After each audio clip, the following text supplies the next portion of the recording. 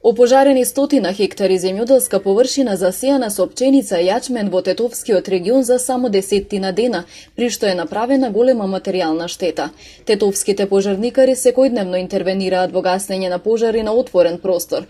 Речиси во сите случаи причина е човечкиот фактор, вели командирот Ука Алити. Несовесните граѓани ги палат тие мини депонии, а од мини депониите, значи пожарот на овие високи температури многу брзо се шири и испаѓа како жртви, испаѓаат нашите земјоделци кои чекат да го жнеат житото.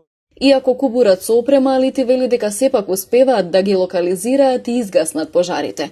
Имаат само 9 камиони кои се стари повеќе од 30 години, па честопати поради дефекти неколку од нив и не се употребливи. Теренско возило кое овој период им е најпотребно, имаат само едно.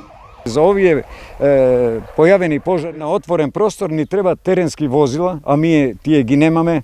Со камион од 20 тона за да влезеш низ ниви, верувајте ни е, многу тешко ни е.